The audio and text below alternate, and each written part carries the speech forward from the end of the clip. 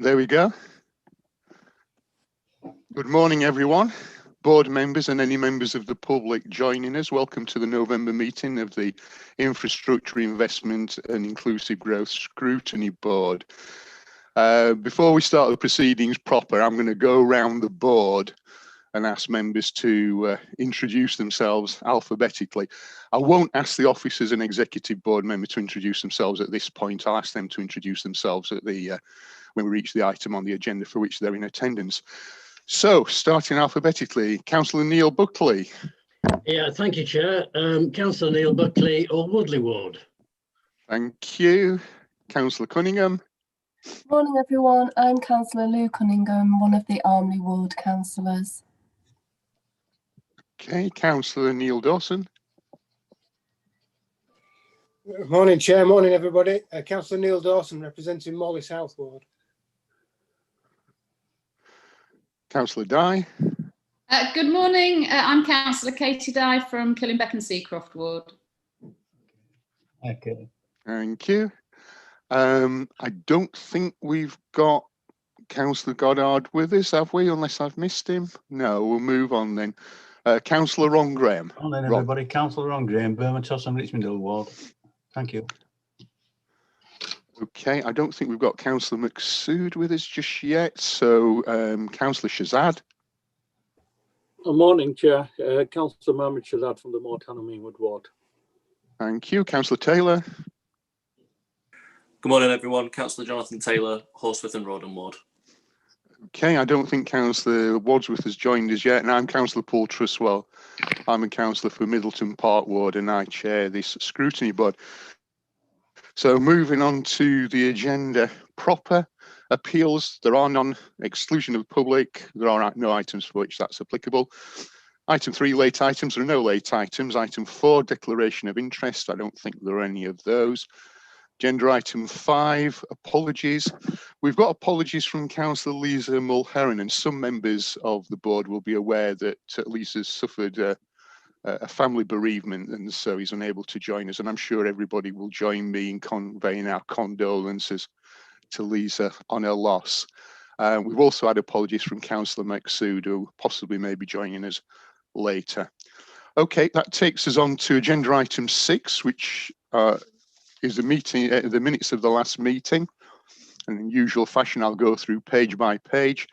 If you've got any corrections or any matters arising, please shout out.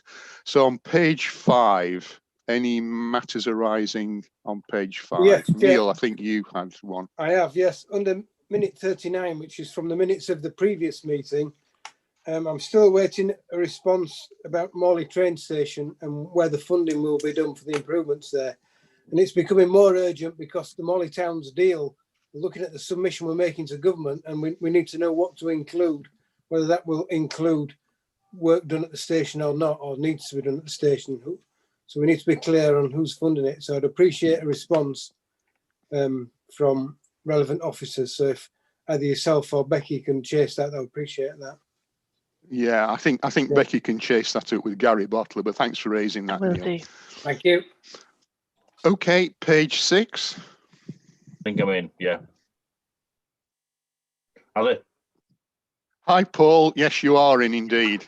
Hang on, I'm on the phone. Yeah, I'm on the phone. Okay, page 7. We're on the Paul. We're on the minutes of the last meeting. So page 7. Any items on there?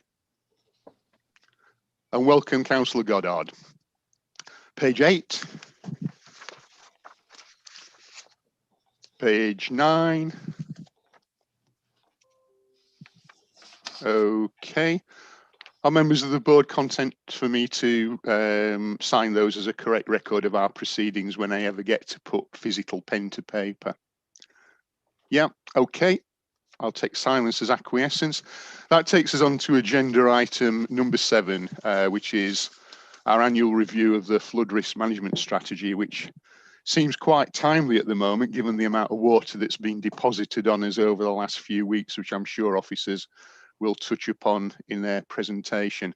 Before we actually start on this item, which of course is one that we are corporately bound to look at each year, I would just say that this has been slightly delayed, obviously because of our old friend COVID, but now we're getting the opportunity to discharge that corporate responsibility. So as I say, before we start, if the officers, and I think have we got Councillor Rafiq with us? I'm just looking. No, not at the moment. So if the officers could introduce themselves, and then I think, Jonathan, you're going to lead off and introduce the paper. So over to you, Jonathan. Thank you, Chair. Yes, good morning, everybody. My name is Jonathan Moxon, the City Council's Flood Risk Manager. I may be riding solo, potentially, looking at the participants list so far this morning. It looks very much that way, Jonathan. Yeah. Yeah, so I'll try my best to answer your questions. I was intending just to give a very brief summary of the main content of the report, and then obviously open that up to any further questions, if that's okay. Yeah, that's all we need, because please assume that members of the board have read the report. So if you just want to pick out the items that is worth our focusing on, please feel free. But fire away, Jonathan. Thank you. Yeah, so I suppose as briefly covered there, main items being that this is a statutory responsibility for us as a council. We are a lead local flood authority, and therefore we provide and produce a strategy that got refreshed in 2018. So it does reflect the current situation, a current reflection of the risk in the city. But each year we bring that back to this scrutiny board for an opportunity to look at the progress that we're making against that.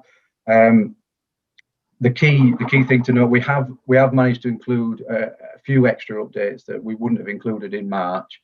So it does include a couple of good bits of progress on schemes, which I'll touch on in a second. But there are probably a couple of areas, the situation's moving all the time, so I probably will reflect on some slightly better progress on Leeds Fast 2, the alleviation scheme, phase 2. It does mention in there about a funding issue, but actually we've made really good progress on that, so I'll touch on that in a second. As you've said, Councillor Trustwell, it has been very wet at times this year, and we'll continue to sort of monitor that as we work into the winter, which historically, it doesn't always just flood in Leeds in the winter. We've had many summer floods as well, but the winter is often the most testing time for us. And just to highlight, I suppose this year the biggest test we were given was in February. Apologies, I'm getting a call. Was in February, starting around the 9th of February, Storm Kira, and then followed very quickly by Storm Dennis, and then there was a few extra storms later that month as well. We did have what I would term in the report as a very close shave for lots of communities in Leeds. Other parts of the region were severely affected with internal flooding, but as a city, I think some of the defences we've already installed performed really well, including the first phase of the Leeds FAS, which involves the movable weirs in the city centre and the hard defences. That was the first time since its completion in late 2017 that we've actually used both weirs to their full capacity, and they did reduce flood levels in the city centre by around 1 metre. So yeah, that was the first time the teams had been tested. That was an operation that lasted several days. The infrastructure worked well, but so did the people. A lot of exercising and testing that we've been doing in peacetime that did come to fruition. I'm moving down the report just to highlight, we constantly check defences and screens. So we do hundreds of inspections of sort of small trash screens and assets across the city. That goes on a lot. And in the last few weeks, when we've had heavy rains, at the start of this month, we were doing that across the city, and that's a task that we've always got to keep up. So we get support from our contracted partners on that, but also our own internal teams do some of that work as well. So that's we're constantly looking at that type of work to highlight that. Other bits of ongoing work is obviously through the planning system. No, the next item is planning related, but flood risk reduction and protection through planning is a big part of what we do and is a big part of the strategy. we probably have a bigger influence on reducing flood risk in the city through actions taken through planning than we probably do through anything else. Even taking into account the fact that Leeds Fast Phase 2 is over £100 million of investment, that is dwarfed many times over by the investment through developers in infrastructure and the influence that we have through the planning system. A couple of important schemes to note that were finished in the 2019-2020 year were in Garforth. Hawthorne Terrace is a relatively small scheme, but a scheme that we did revisit and spent a further £240,000 on increasing the standard of protection to a number of residential properties, but also a business and an important bit of the road network. And we did receive, it's the first time we've received Highways England funding for a flood scheme in Leeds, and that was in recognition of the fact that our scheme is protecting an important diversion route for when the motorway is in trouble. The other scheme I wanted to highlight that we did complete as well from a flood engineering perspective was on the Wyke Beck phase 1 at Killingbeck Meadows. I know a number of elected members on the call will be familiar with that scheme.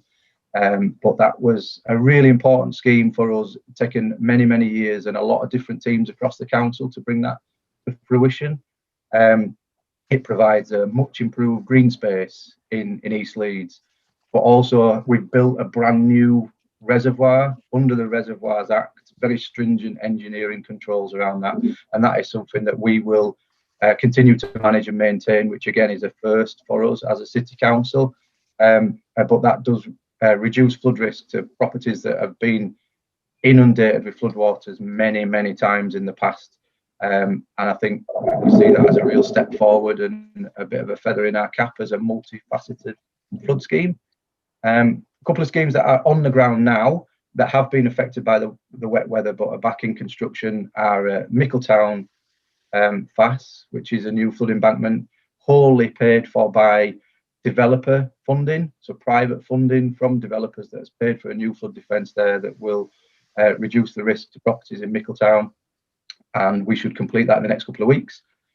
Otley FAS is due to start in the new year in terms of civil engineering works, but we did do some in-river works that we feel did reduce flood levels in the recent event a couple of weeks ago, which is great news. Difficult to prove, but we do think that's been immediately effective.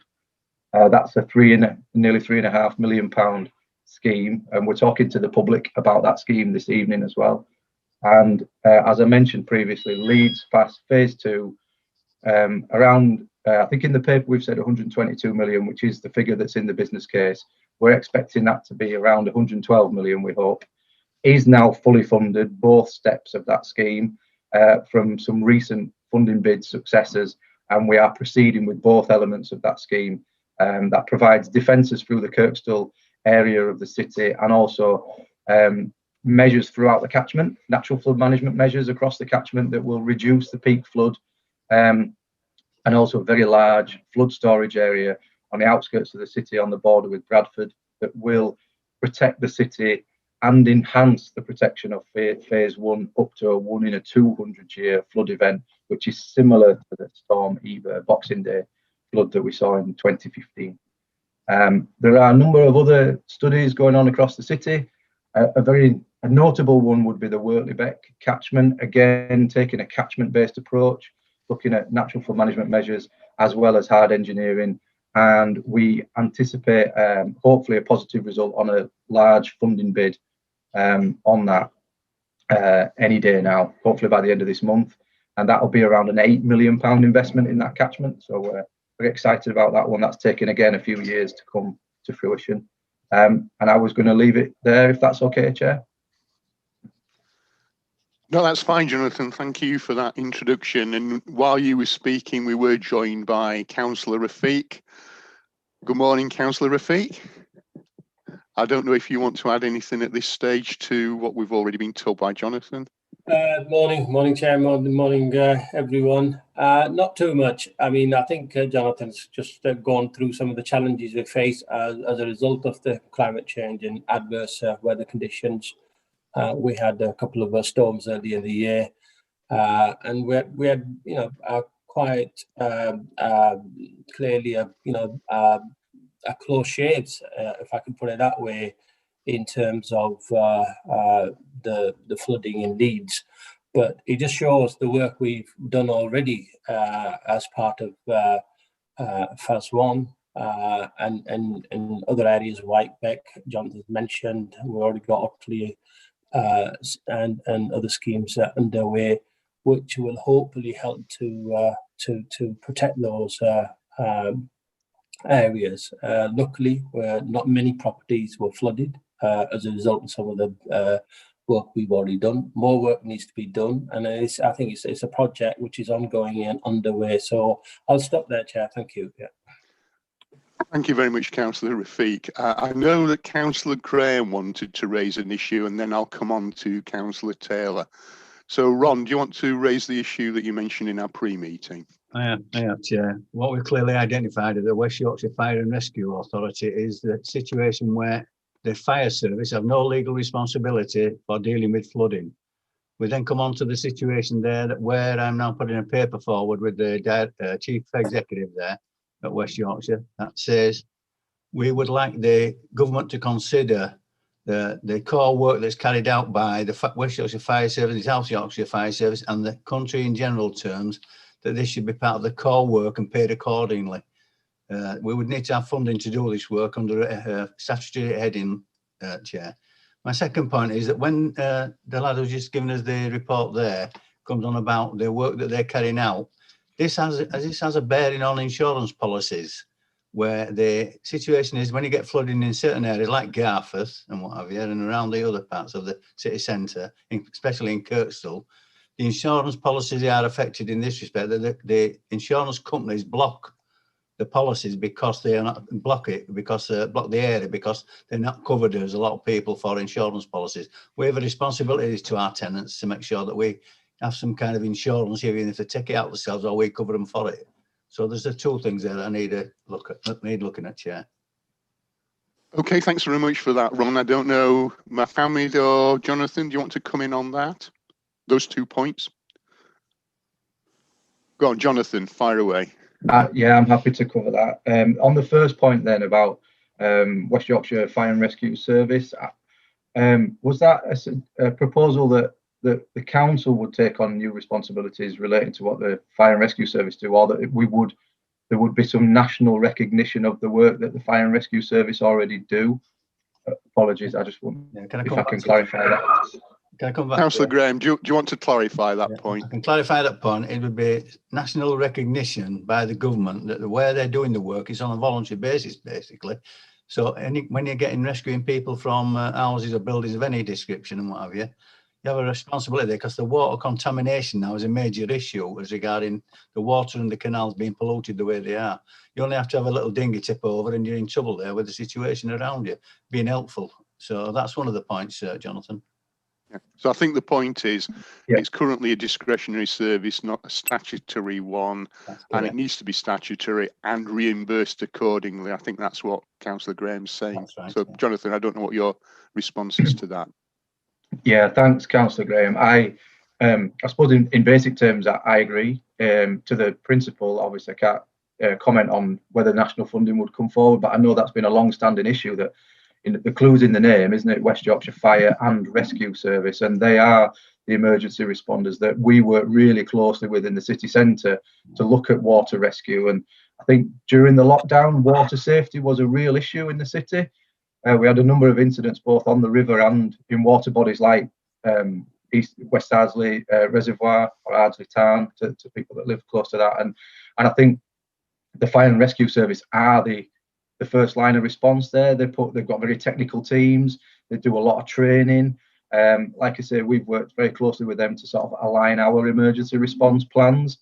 It's not a function we are paid to do in terms of emergency response around the rivers, but it is something that we have to do on occasion. It's important that we make things safe. So I do agree that they don't have a recognised statutory role in that, but they perform it anyway, which is fantastic, and lots of lives have been saved in the city centre as a result. Thank you, John. Thank you. On the second point, what about the insurance policies, Chair? Yeah. The second point that Councillor Graham raised related to insurance. I don't know if you've got any views on that, Jonathan. Insurance for flood risk, it remains a real big issue nationally. The government brought in Flood Re a number of years ago. That will be looked at fairly shortly for its renewal, but Flood Re is a policy of reinsurance. So therefore, a policy was to take money from insurance policies across the country and provide a guarantee of reinsurance, but that was only for residential properties. And obviously where tenanted properties exist in the floodplain, that's the responsibility of their landlords to get buildings insurance. Their contents insurance is through the tenant. It's a really complicated picture, and what it does is means a lot of businesses that are not covered by Flood Re whatsoever, and residents that are in tenanted properties are completely either uninsured or very much underinsured for flood risk. So it could be that they have a policy that will pay out for flood but has a huge excess, or will pay out for flood but won't really cover the damages that they would face. It continues to be a massive problem. I suppose the schemes that we do where we make the investment, that does have a tangible positive impact on insurance premiums, but it can take some time for that impact to filter through to the insurance companies. They do use the national data set that we provide information to assess the risk, but often that takes a long time. So yeah, I agree again that is still an ongoing issue that affects many people across the city. So okay, thanks. Ron, do you want to come back on any of that? I just want to say that you see the importance of what I'm discussing now. We need it under a statutory footing. We need to look at the insurance side of it as well for the businesses as well as the householders, where the landlords is quite clearly the responsible persons for looking after their properties. Then we have to take a lead on this, Chair. Okay. Okay, thanks very much, Ron. Okay, Jonathan and then Katie. Jonathan. Thank you, Chair. I'm just wondering if Jonathan could go back to the part in his presentation where he talked about closing the funding gap. I know the shortfall was around 7 million before. Can he just confirm that that has all been closed now? And could he provide us with a written briefing as to what funds have been applied for and won to close the gap? Thank you. Yes. Thank you, Councillor Taylor. Yeah, so this is for Leeds Fast Phase 2 that I mentioned. So there was around a £23 million funding gap originally, about 6 months ago. The government announced earlier this year that they would fund up to £21 million of that gap. There was then a request internally to close that gap through utilising SIL money.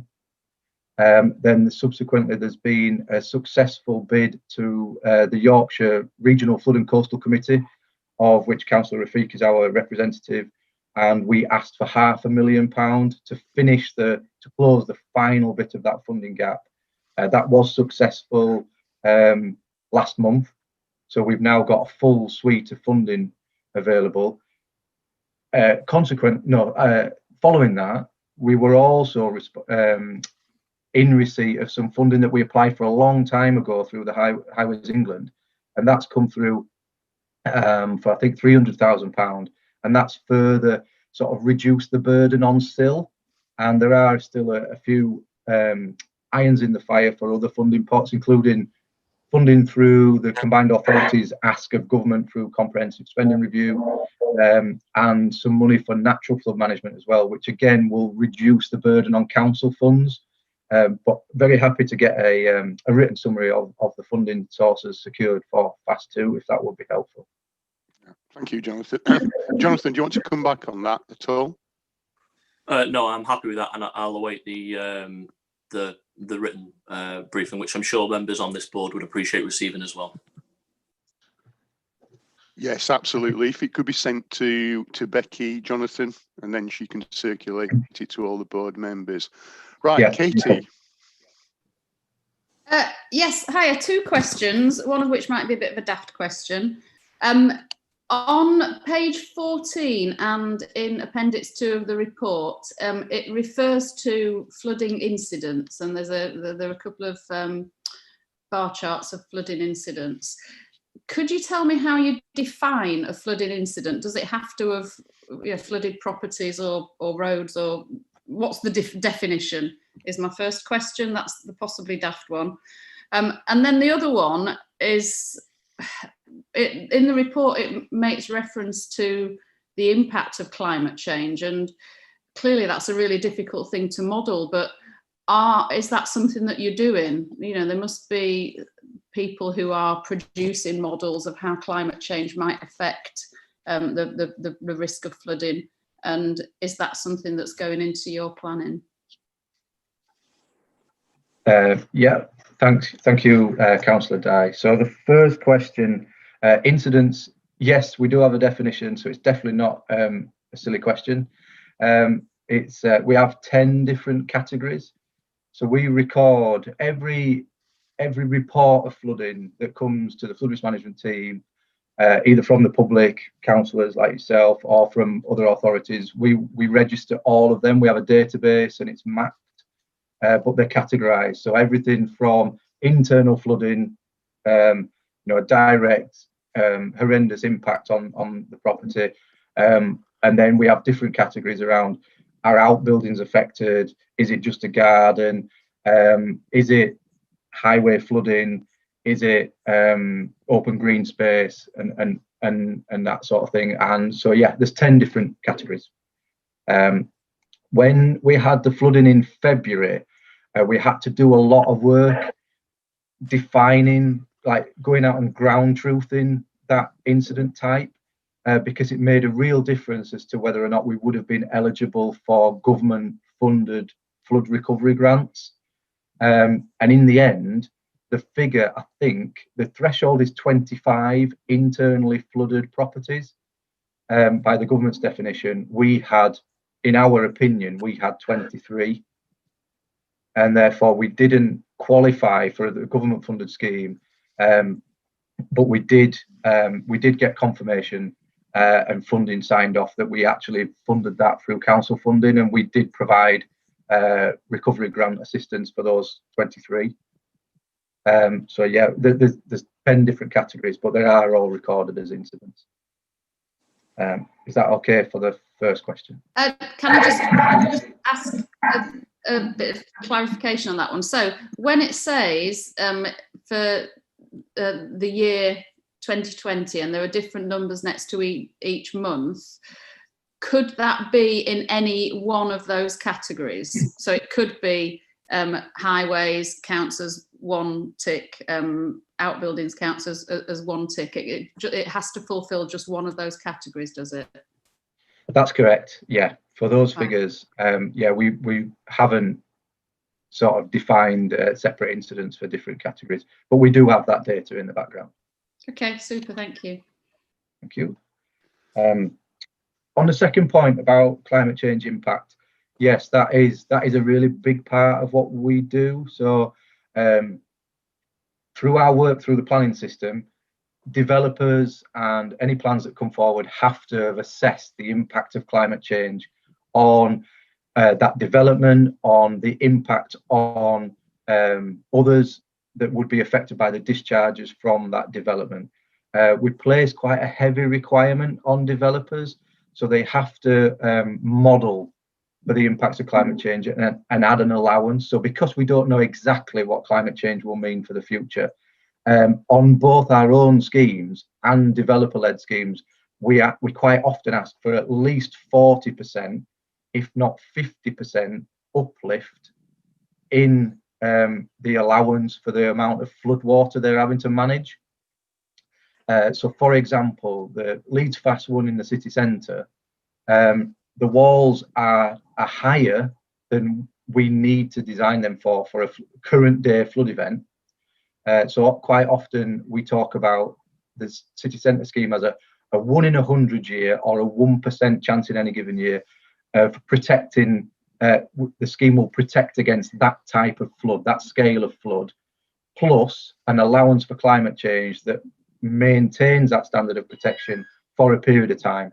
So the example in the city centre is that we're protected for that scale of flood up to 2069, because that's what our current projections say, that by 2069 the extra heights of the walls would still protect us, but beyond that point climate change will increase the risk to the city as a result. Yeah. So it is a common, it's an integral part of what we have to plan for. Is that okay? Okay, thanks, Jonathan. Do you want to come back on anything, Katie?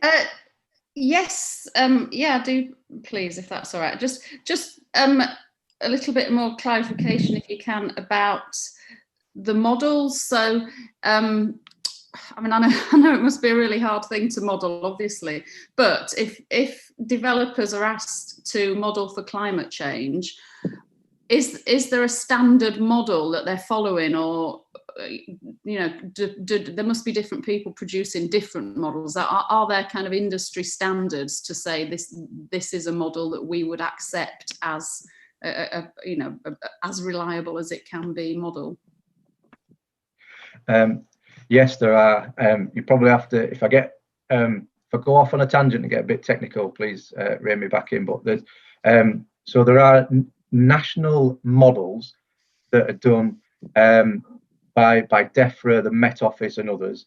Very recently, there was they're done through climate change projections.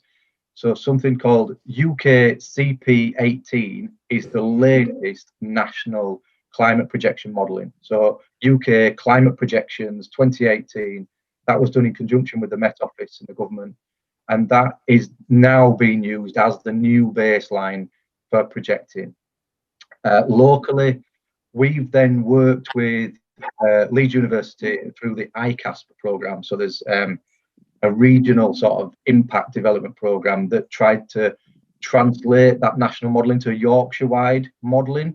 So that now exists. What we've then done as a city, we are now revisiting our strategic flood risk assessment for the city. So again, a statutory requirement on us as a local authority to have that in place. And that is the benchmark or the baseline for what we would look to developers to use as the baseline and the guidance for developing this. That is currently a long way behind the latest projections, and therefore we're working, flood risk management are working with planning colleagues to update that. And one of the key bits of work on that is to remodel the city's mapping with climate change projections in mind. So it will use the CP18, UK CP18 modelling, translate that into modelling for the city. In the meantime, we do work with developers because they're having to do that modelling bespoke for their sites. Sometimes it's actually quite a crude assessment, and but what we probably do is ask them to over-engineer it by quite a long way, because we're unsure of what the climate change will really mean for the city. Therefore, they're having to over-engineer their scheme with an allowance of, say, 50% on top of what they would have to design for the current day. But that is an industry standard that's accepted through the planning system. It's quite onerous on the developers, but it's the right thing for the city. Okay, that's okay, Katie? Yeah, that's really interesting. Thank you. Very, very last. I assume that's all publicly available information. I can do some research, can I? You can, and actually, obviously, yeah, please come back to me separately if I can point you in the direction of anything. Just let me know. That's super. Thank you. Okay. Yeah, thanks for that. I think board members in their questions have already anticipated a number that I was going to put. And I think it's very important to reassure the public that when it comes to developers, we do adopt a very robust line, because many of us are actually confronted with questions from the public about why we are, as a council, are allowing building on sites known to flood. And I think it's important that we get across there is, as you say, Jonathan, a very robust and over-engineered response that's required of developers in those circumstances. One last question from me, though. As part of the Devo deal, there was a figure relating to flood risk management across the whole of West Yorkshire. and that figure was somewhat short of what was being asked for by the respective authorities. I just wonder if you could comment on that particular aspect of flood risk management. Yeah, so I think as part of the submission for the devolution deal, there was a figure, I think, of around 118 million. It was more previously, but I think that was the final submission. I think the response was very vague and highlighted at 101 million pounds, but what it didn't indicate was whether that was new and separate funding.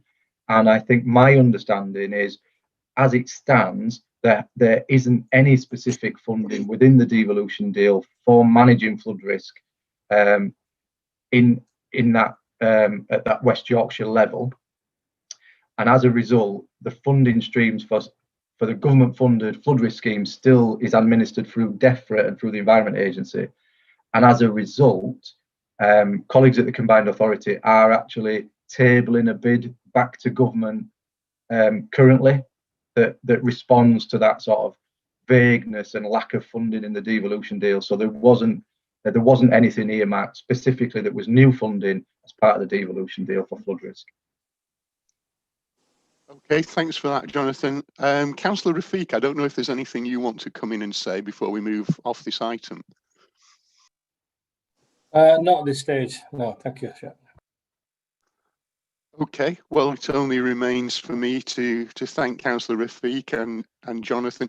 Sorry, Neil, are you indicating that you want to speak? I am, Chair. Yes, I can't get my. Oh, I'm sorry. You've obviously not managed to activate the little hand. So fire away, Neil. Fire away. My question was about on page 16's mention of Farnley Wood Beck, Faz, and I just want to first of all check my geography that this is the beck that divides Cottingley from Morley.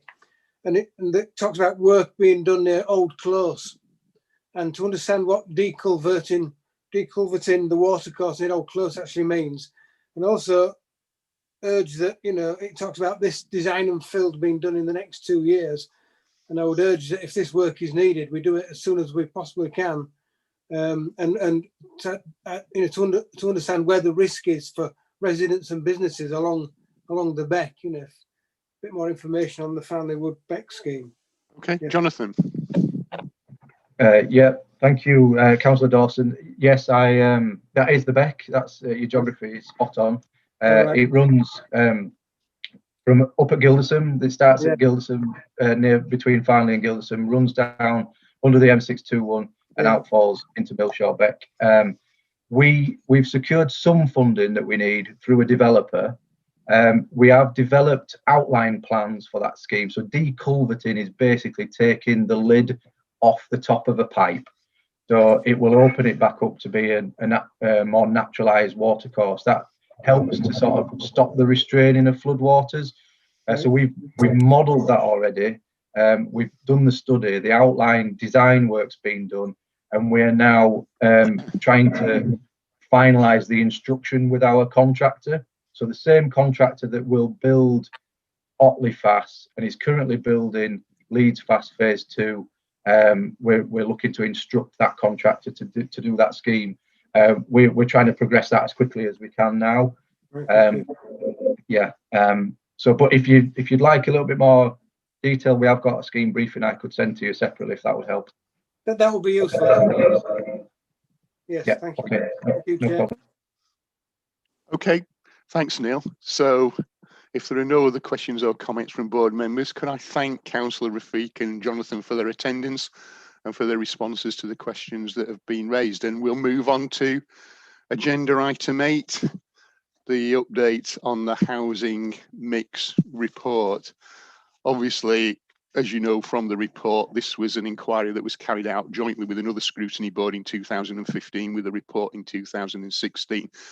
And I think remains just as pertinent, if not more so, today than when it was first written. I mean, basically, the thrust of the whole report is, are we building the right properties? And by right properties, we're talking about size, bedroom size, specialised accommodation. Are we building them in the right place? And are we building them for the right price in terms of tenure, whether it's for rent or for purchase? And if we're not, why aren't we? And what is being done to address any deficits in order to meet the housing need of the city. So before we actually start, if the officers attending could introduce themselves, and then I think Martin Elliott, you're going to lead off on this, and could I ask that we go through the report recommendation by recommendation rather than covering the whole of the response, having a free-for-all, and then I have to take us back to go through the recommendations one by one. So if we could go through recommendation by recommendation. Okay, starting with Martin, if the officers could introduce themselves, please. Good morning. My name is Martin Elliott. I'm Head of Strategic Planning, and it'll be Sarah Helliwell that'll be walking you through the report today, Chair and members. Fine, thank you. Sarah. Hi, I'm Sarah Helliwell, Principal Planner, leading on housing mix in strategic planning. And I think Adam. Yes, Adam Harvat, Group Manager for Policy and Plans. Yeah, obviously here to help any comments and questions. Okay, back to you, Sarah. Well, I've prepared a presentation, but if we're going through one by one, maybe I'll just do a quick, do you want to do a quick summary, Chair, of where we are, or just?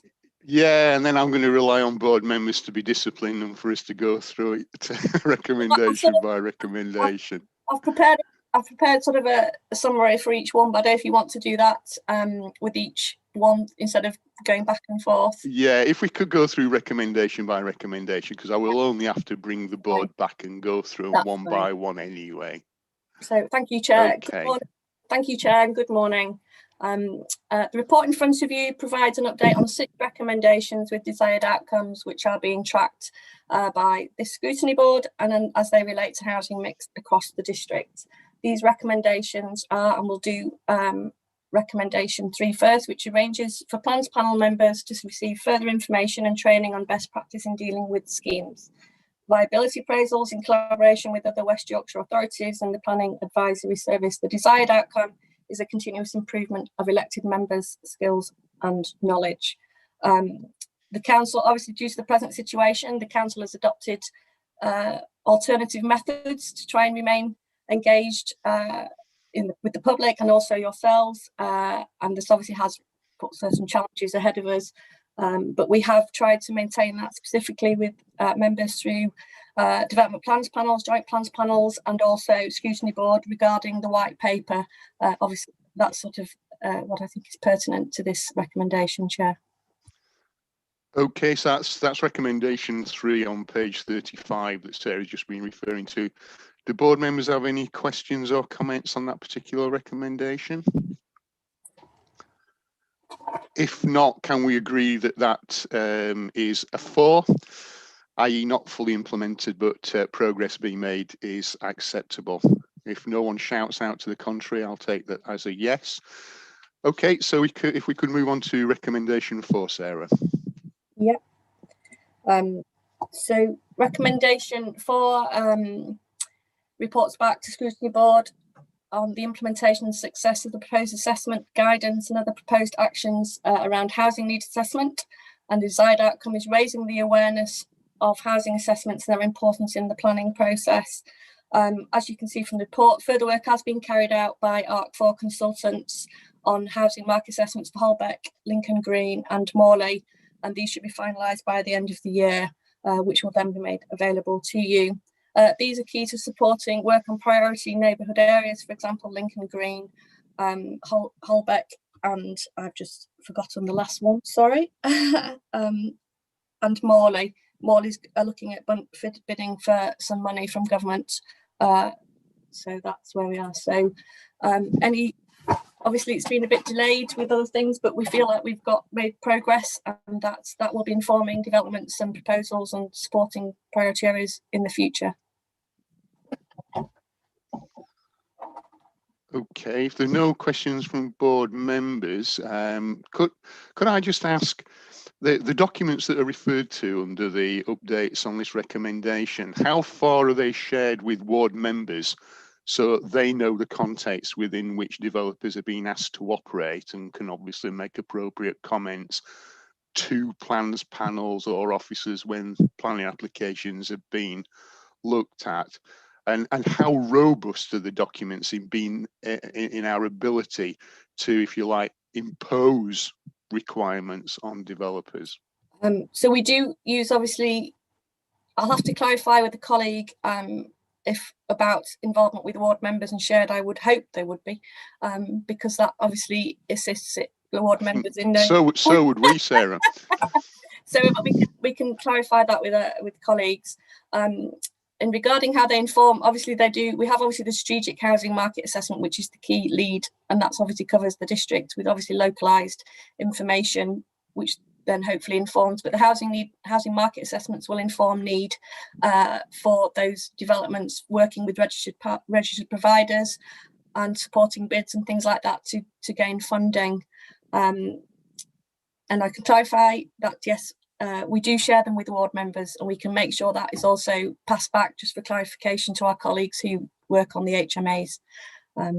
Anything further, Chair? Yeah, I think we would want to make that a formal request from a scrutiny board, because throughout our discussions, we've always wanted to ensure that all members of council, all 99 members, and not just those who serve with a planning panel hat or development plans panel hat on, are, if you like, privy to these particular documents, because I think it is an important issue for ward members to be apprised of and if possible involved in before they are made concrete. But obviously I'm aware that we're somewhat down the path on this one.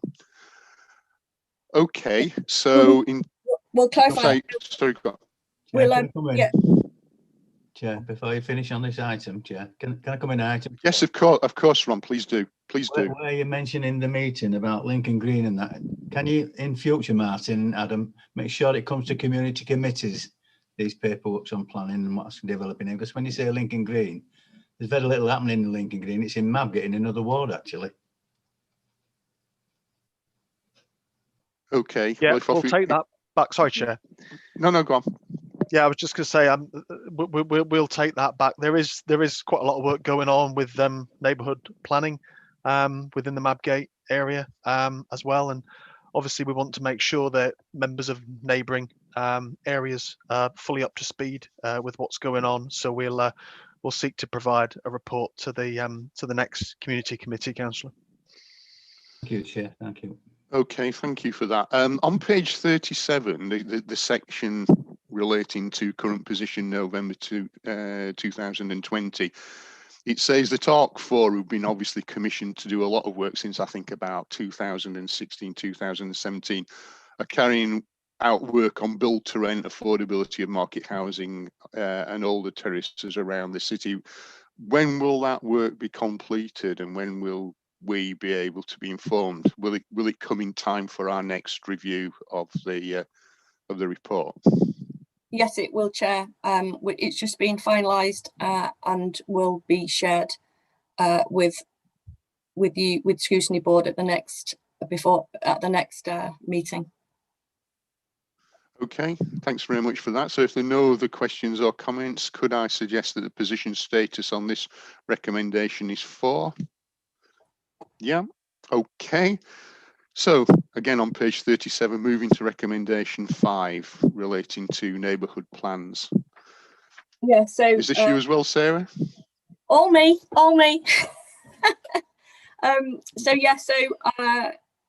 Recommendation 5 ensures that appropriate assistance is offered to neighbourhood plans, neighbourhood forums to assist in drawing up neighbourhood plans, and the desired outcome is improving the quality of neighbourhood plans.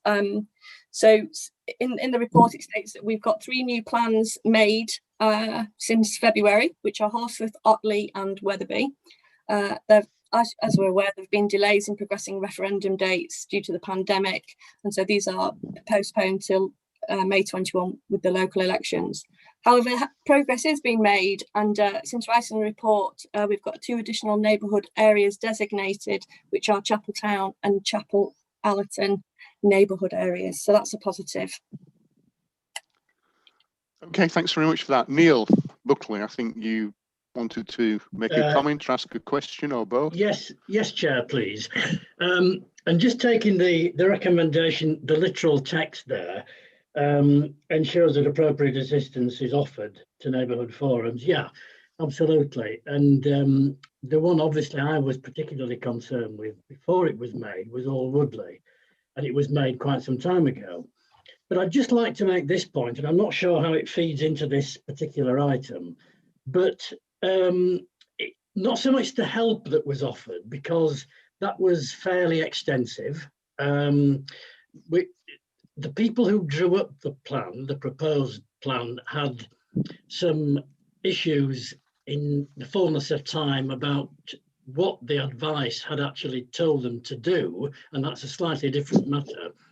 But the point I just wanted to make was that one of the main thrusts of the report, in All Woodley in particular, was to prevent large family homes being demolished, or not prevent in total, but to try to influence decisions to avoid large family homes being demolished and replaced by very expensive lateral apartment developments.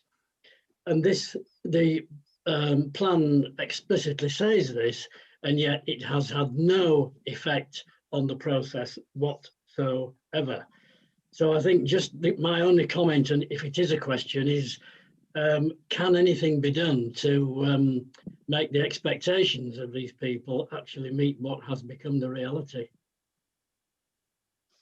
Okay. Thank you, Neil. Sarah.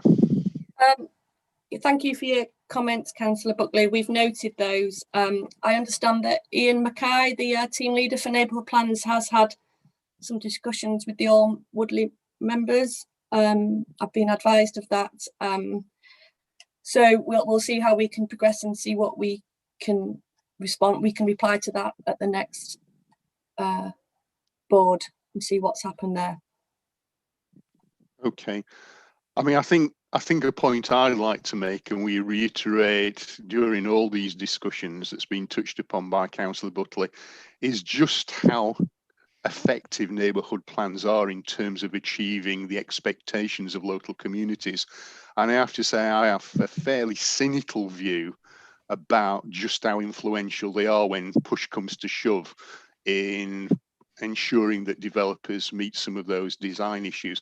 I mean, clearly it's laid out at the outset that neighbourhood plans have no control at all over site allocation and numbers of houses that have been allocated. And I think everyone's accepted that. But in terms of other proposals, and I'm interested in the example that Councillor Buckley has quoted, it just seems that it's a labour of love producing a neighbourhood plan, but at the end of the day, just how much impact does it have in practice with developers and in terms of the benefit to the community? And maybe at some stage in the future, the board would like to drill down and look at that in a bit more detail, not today, but maybe sometime in the future if members are so minded. Neil, do you want to come back on that? Not really, Chair. I think I agree with everything you've just said, really. And just to say, to clarify what I was saying there, is that people sometimes think that houses are knocked down and you have a 1960s style block of flats. This is not what's happening. What's happening is that you've got properties worth well, in actual fact, over £1 million, and there is a market for them, and they're often quite nice properties, pre-war, arts and crafts style, that kind of thing. And it's not as if they're not wanted, because there is a market for them, very much so. But often on these huge plots in nice positions, the potential for having a greatly expanded building with 3 lateral apartments, you could probably sell each of them for £1 million each. And so the intention of the plan is just ignored. So it's just something that needs to be, I think, as you said, looked at in more detail. Okay, thanks, Neil. Now, officers are trying to phase me in the chair because Sarah waved a hand, Martin had his blue hand up and then took it down, and Adam has got his hand up as well. So, Sarah, I'll come to you first. With regards to neighbourhood plans, generally, they do form part of the local plan and are obviously taken in, should be through the planning assessment of applications and informing pre-applications, should be taken into account. And obviously that's where we're using local knowledge on, and especially more recent ones, you know, updated information on assessments, for example, HNAs and stuff that are used to inform, because obviously we do often have housing mix in these in these plans. So but we'll note what's been said, and we'll go back to colleagues and we'll do some more, we'll update more on that in the next report. Sure. I think the crunch from local community and local members' point of view is always what can be mandated, not what can be advised or suggested or encouraged, but what at the end of the day can be mandated. And I think that's the crunch for a lot of us. Martin, I don't know if you want to come in. I've obviously got Adam indicating that I think he wants to come in on this issue. I think I'll probably let Adam say what I hope I was going to say, Chair, because you've not heard from Adam yet. So I'll if he doesn't, then I might jump back in again, but I'm sure he will. Excellent. Adam, over to you. Thank you. Martin can mop this up if I don't say what I'm supposed to say. But yeah, just kind of to reiterate what Sarah said about the role that neighbourhood plans have as part of the development plan, and the work that officers take as part of the policy and plans group obviously treats neighbourhood planning very seriously. As Councillor Buckley reflected, there's an awful lot of support that's provided to neighbourhood planning groups, and we hope that that's a successful process. We note obviously the concerns about whether policies are being effectively implemented. That comes down to probably the issue of clarity of policy in terms of whether they fully express the intention. And that's not an issue necessarily just for neighbourhood plans. That's an issue for local plans as well, as drawn up by local councils, that we've found with lots of our policies. Do they fully achieve what our desired outcome was? And part of that process, thankfully, is the opportunity to reflect on the success of policies and to see whether a review is required of them, and neighbourhood plans are able to be reviewed. And I think in the case of Alwoodley, it may be that on reflection, the opportunity is taken to review the policies to see whether they are being effective, as clearly Councillor Buckley suggests that there's an issue there, to see whether those policies could be strengthened. Because one of the issues is with intentions sometimes don't come clearly across in very literally worded policies. And if there's any wiggle room there, then sometimes that can allow for the aims of the policy not to be successful, which is unfortunate. But as we all know, in terms of having dealt with planning policy, they do need to be quite specifically worded. So perhaps the review process might provide more value in terms of making sure that those aims are really drilled down. And I see no reason why that can't happen through neighbourhood planning policies within the powers that we have and that neighbourhood planning groups have. Okay, thanks very much, Adam. I mean, I don't want to throw even greater confusion into the discussion, but obviously it's going to be interesting to see how the government's current planning proposals, if they are implemented in whole or part, impact not just on the overall planning system, but on neighbourhood plans as well. But that's obviously something for the future. Jonathan, you wanted to come in. Can I come in as well, Chair, when you finish on Jonathan? Of course, Ron. Yeah, thank you, Chair. I think my concern with this, and I think it does go on from what has been said previously, is there's a democratic deficit to these things. Most of them are passed with 20% or less turnout because people aren't engaged throughout the process. And I think there is a bare minimum standard that has to be met in terms of publicity and what have you, which is the aim for these things.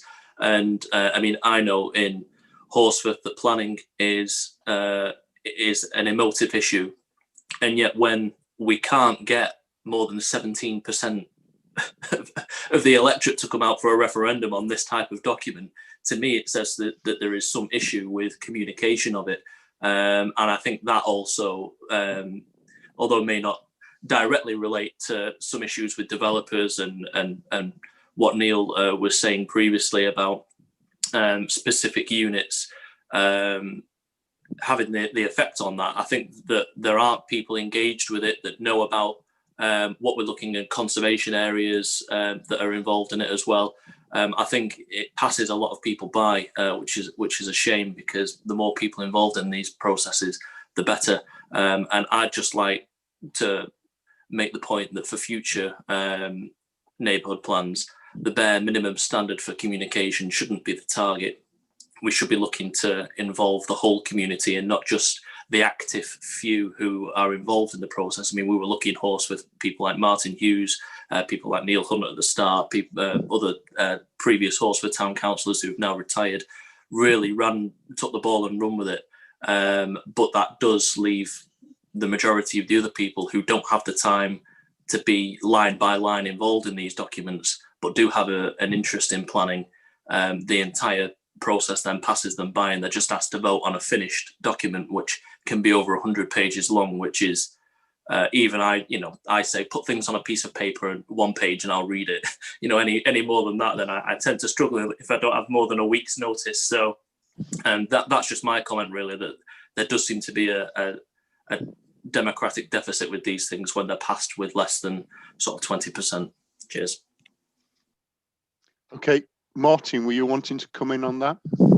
Yes, Chair. I think what's going to be really important is that the next time we come to this group, we'll provide a fuller position statement for members on neighbourhood planning, and I think that position statement will cover the good practice, the statistics that we've been able to gather as we progress sort of over 30 plans through the system, including just over 15 made plans, so that members can just understand some of the success stories and where plans are proving to be a bit more difficult, some of the reasons for that, because actually the council doesn't drive these plans. These are sort of localism in action, and the council has a duty to support, and that's not to say that all local areas are equally as well equipped as others to be able to do this, but where they have been brought forward, they've been brought forward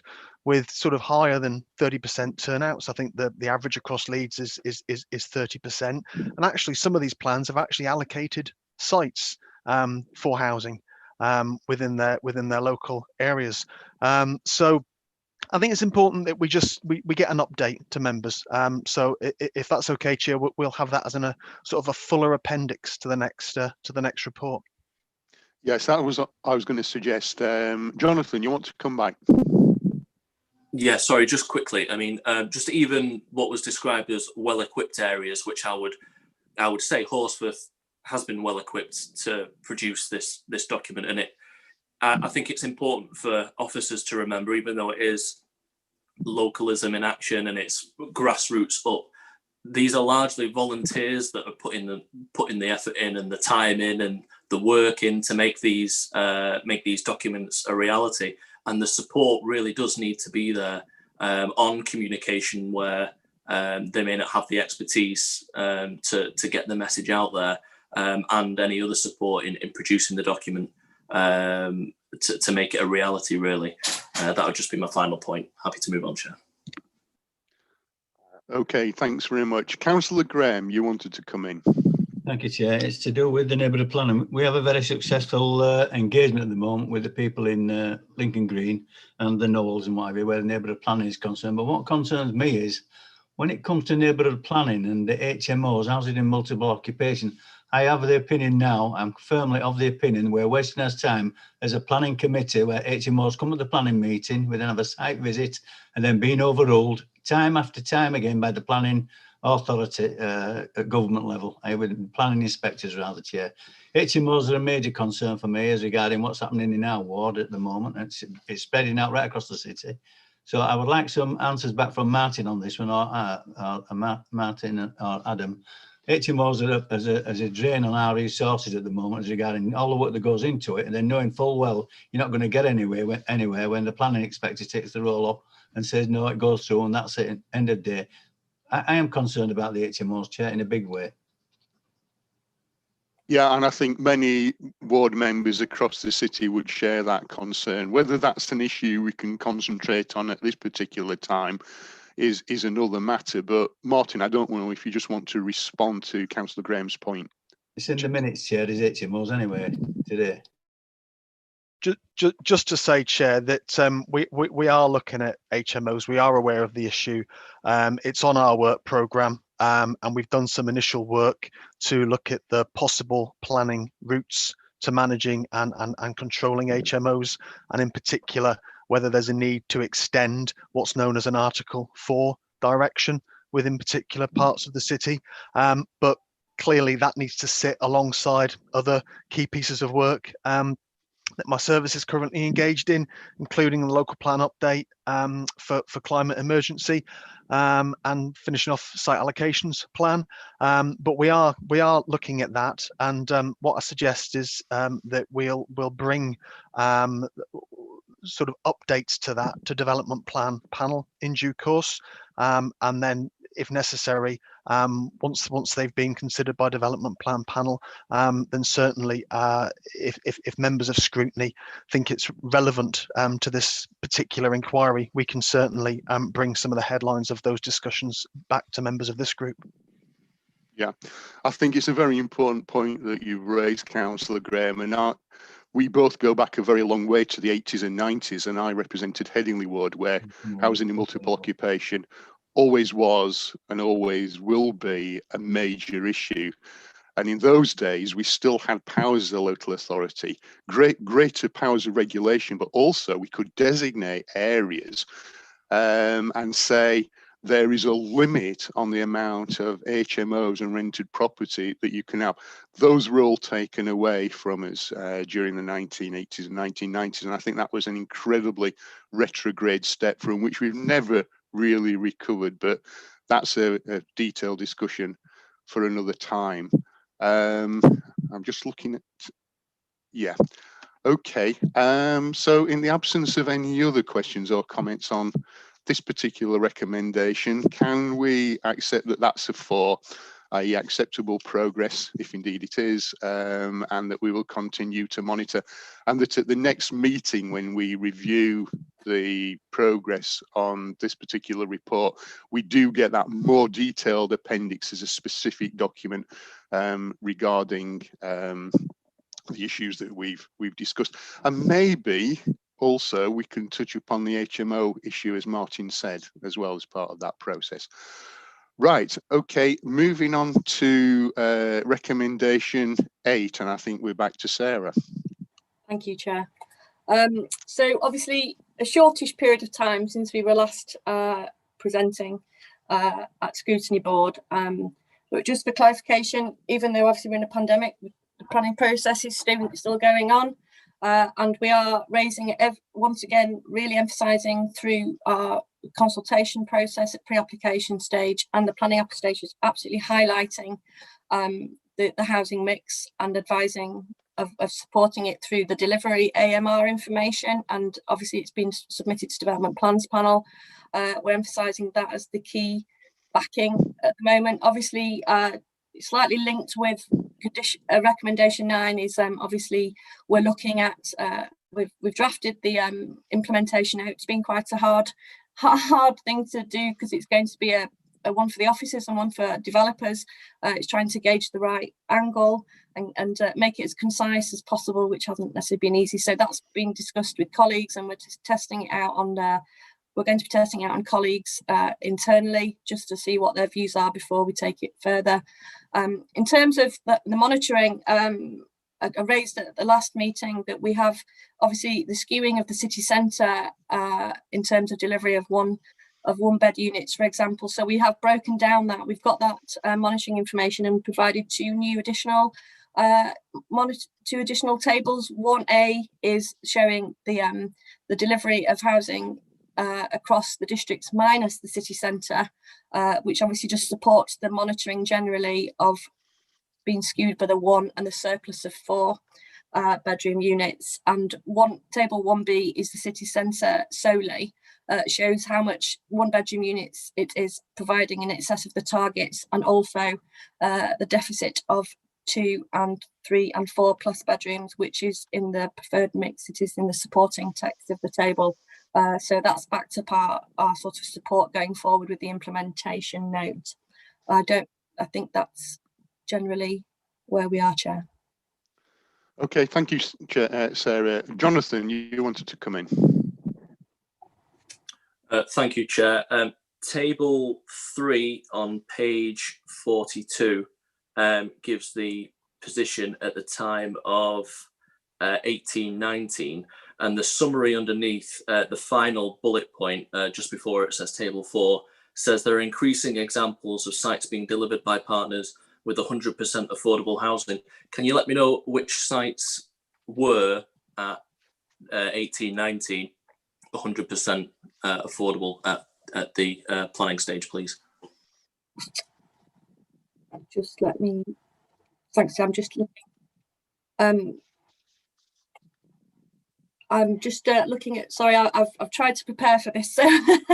So, I've got. I think we can send back to. Yeah, I've got the information.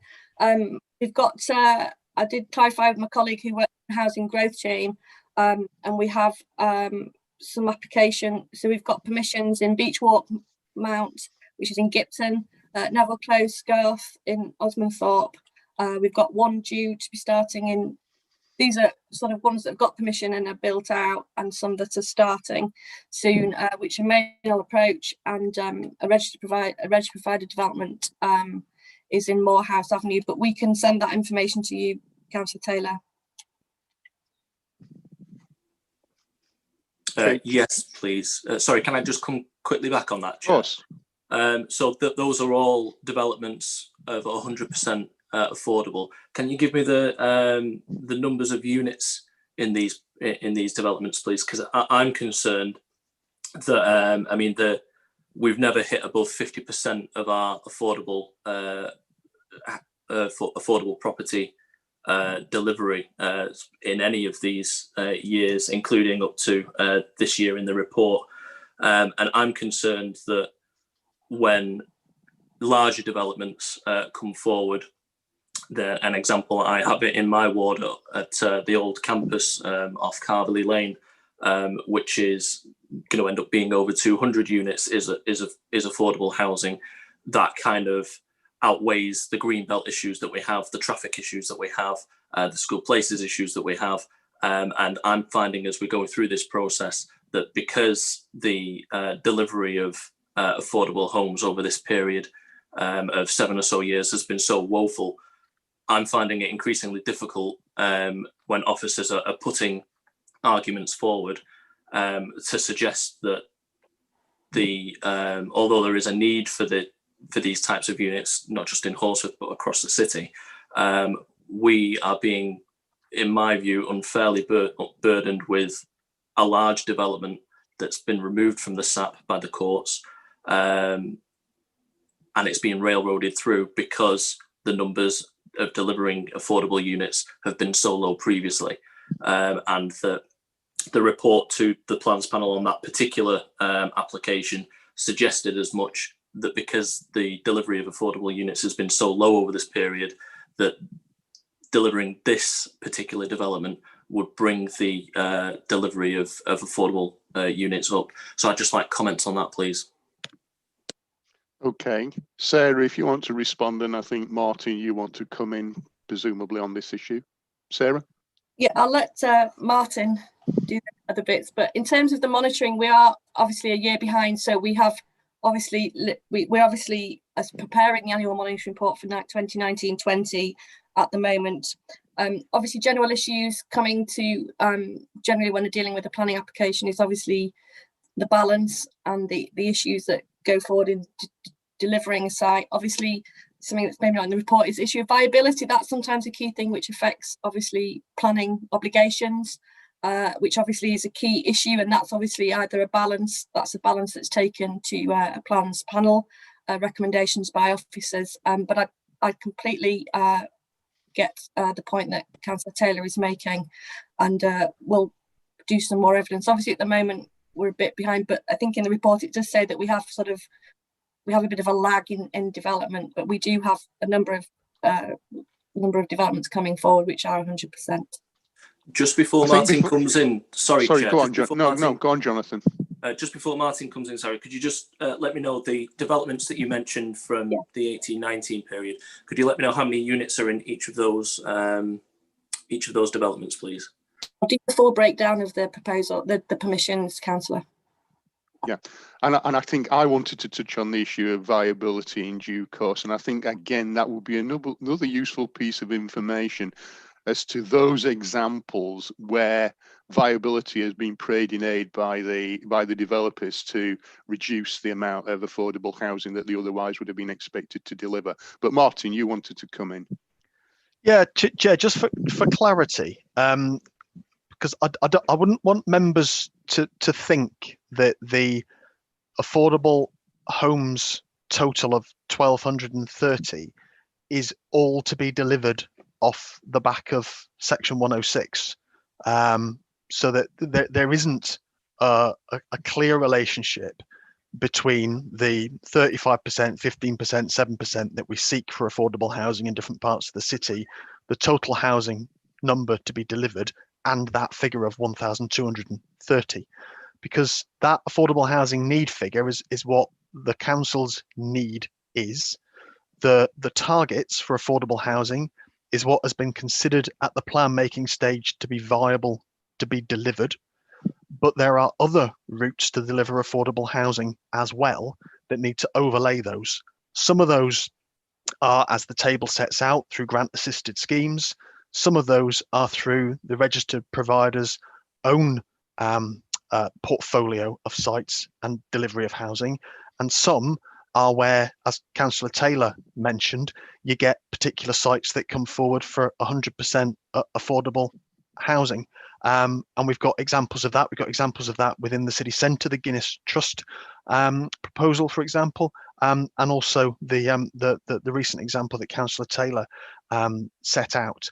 But I think whilst the deficit in affordable housing that's being delivered is a material consideration in determining some of these planning applications, I just, for clarity, confirm that the Horsforth campus application was progressed on the back of a very explicit part of the national planning practice, national NPPF, which set out exceptions for brownfield sites in the Greenbelt.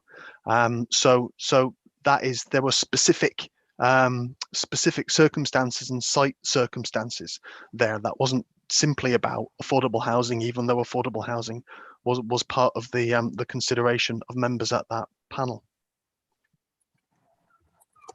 Okay, thanks, Martin. Jonathan, do you want to come back? I'd better not, actually, otherwise we might be here for some time. But it is going back to plans panel, given the pasting that the developers got on the design, on the size, on any number of other issues. I think while the campus itself is brownfield, the green belt around it isn't. So yeah, I think your point on viability is an important one to take away from this, given what we're looking for on this recommendation is at the start. I think the ability that developers have to retrospectively come back and say, well, we agreed X % at the start, but now we've started, we're gonna have to reduce it, or we'll just pay a fee, and then the money that would be paid for that is sucked out into the centre, and the money that should have gone to local communities for affordable housing or the properties themselves aren't actually delivered in the communities where the development has taken place. So I think that's well worth us looking at a later date, as you say, Chair. But I'll leave it there at the risk of going on for too much longer. No, and it's an issue that runs the risk of the chair going on for too long as well. But I mean, we do take your point, Martin, that Section 106 is just one of 3 components that contributes to the delivery of affordable housing, but we're still almost limping along in terms of achieving the in-year requirements, let alone the amount needed to address historical backlogs. So obviously, as members, we want to see all 3 of those components squeezed as far as possible in terms of delivering the overall number of affordable properties.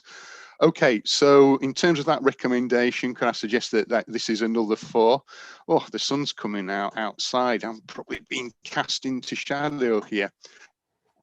If that's okay with the board, we'll move on to recommendation 9, which we've kind of partially touched upon, but Sarah, I don't know if there are any other points that you want to make in respect of recommendation 9 on pages 45 and 46.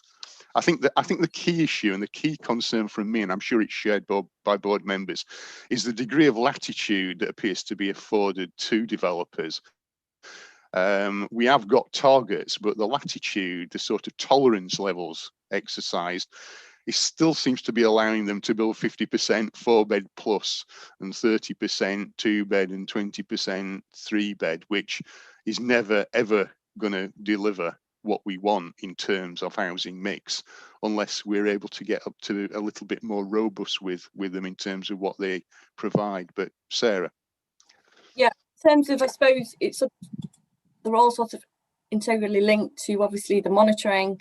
In terms of housing mix, as I stated about the implementation note, we're nearly there. It's quite a complicated way to get it across in simple, easily understood terms. But obviously, we are using, as stated, we are using the delivery through the AMR and the delivery through the AMR. And obviously, we've raised that this is obviously a topic that's been discussed at Scrutiny Board, that the emphasis of it and using that evidence is our backing up at the moment. So when the implementation note comes in with the updated ARC4 addendum note on housing mix and the implementation note, that will be a material consideration.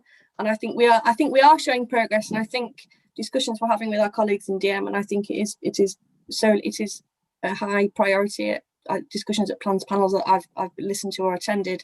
It is a key, and we are slowly making progress, but obviously at the moment that's the supporting text in the of the policy, but we are pushing. It's the policy that needs to be implemented with the supporting text, and so the updated evidence will give us some more weight going forward.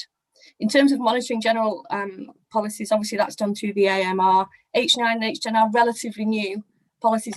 I know they've been adopted since September 2019, but we obviously have a lead-ins to do the monitoring, so that will be going in the AMR, and obviously it's coming through as for the accessible standard housing standards. I can never get that right.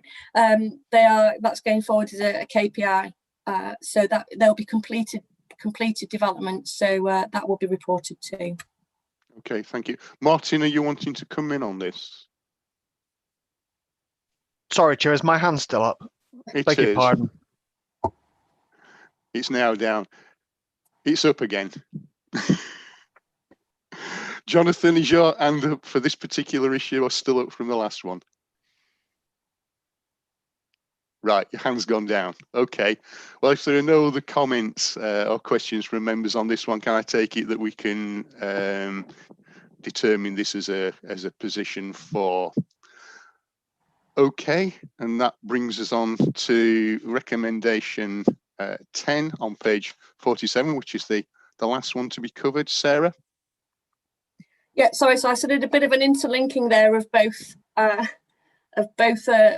the monitoring of general policies. So, for example, H10 is actually, I've corrected, is already a KPI in the Best Council plan, and it's reported to CDD and age-friendly Leeds boards. But obviously, we have a slight lagging of time. So we are generally monitoring all of these policies that are actually within the core strategy, and that's reported through that means. Okay, thank you. Do members of the board have any questions or comments on this particular recommendation? If not, and unless there are any members who have been physically raising their hands rather than electronically raising them, I'll just leave. No? Okay, so that brings us to the end of the consideration of this particular agenda item. Thank you, officers, for your attendance and response to our questions. And we obviously look forward to an update in due course and the extra information and detail that members have requested as part of our discussions. So thanks very much. Thank you, okay, Chair. so and of course it goes without saying that you can now leave us. Taking us on to agenda item 9, which is the usual work schedule. I don't think there's anything there that I want to focus on or bring the board's attention to, unless Becky, there's anything you want to raise? No, just a quick reminder about just the budget working group tomorrow, just to remind members that that's taking place. Yeah, bumper fun packages of our scrutiny board in 1 week. How will we be able to live with it? Right, okay, so unless there are any questions on that or on the executive board minutes, I'm quite happy to take any questions on those. I'll declare the meeting closed and thank everyone for their attendance and obviously their excellent contributions, as is always the case with this board. So thanks very much, everyone, and